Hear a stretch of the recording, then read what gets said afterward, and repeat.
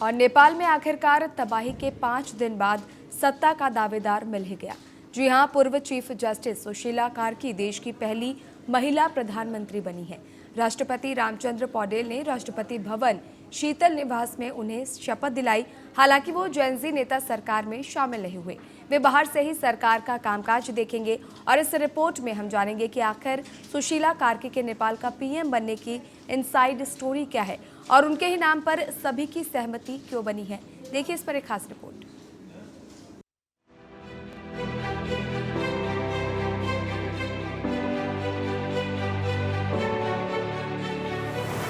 नेपाल में 9 सितंबर को तख्ता पलट हुआ।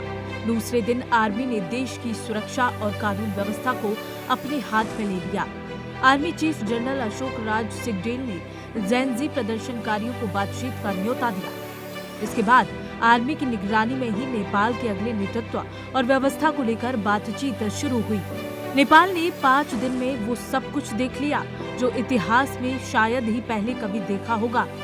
सोशल मीडिया बैन और करप्शन को लेकर 8 सितंबर को जेनजी ने प्रोटेस्ट शुरू किया।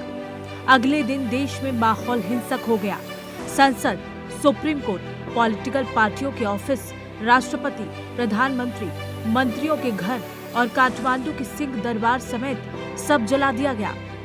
केपी शर्मा ओली को प्रधानमंत्री के पद से इस्तीफा देकर देश छोड़ना पड़ा। 5 दिन के अंदर देश में एक नई व्यवस्था बनी। 12 सितंबर को देश की संसद भंग कर दी गई। सुशीला कार्की का नाम प्रधानमंत्री के लिए 10 सितंबर को ही बढ़ाया गया था।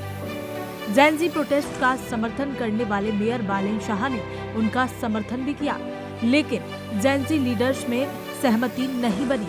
फिर 2 दिन के अंदर ऐसा क्या हुआ कि 73 साल की सुशीला के नाम पर जेनजी एक मत हो गया। उन्होंने किन शर्तों पर अंतरिम सरकार बनने पर सहमति दी और इसमें बालेन शाह की क्या भूमिका रही। गौरतलब है कि सभी जेनजी शुरू में सिर्फ बालेन शाह को बतौर पीएम देखना चाहते थे, लेकिन वो अंतरिम सरकार में पीएम बनने के लिए राजी नहीं थे। लिहाजा उन्होंने बालेन शाह की पसंद सुशीला कार्की के साथ जाने पर सहमति जताई। जानकारी के अनुसार सुशीला कार्की के नाम पर सहमति के लिए कुछ शर्तें भी रखी गई थी। इसके तहत कोई भी पॉलिटिकल पार्टी का लीडर सरकार का हिस्सा नहीं होगा। इसीलिए कार्की के अलावा किसी और ने मंत्री पद की शपथ नहीं ली। सारे विभाग पीएम सुशीला कार्की के पास ही होंगे। जेनजी डेलीगेशन ने मांग रखी थी कि सरकार के अलग अलग विभागों से जुड़े फैसले लेने के लिए एक जेनजी एडवाइजरी ग्रुप बनेगा।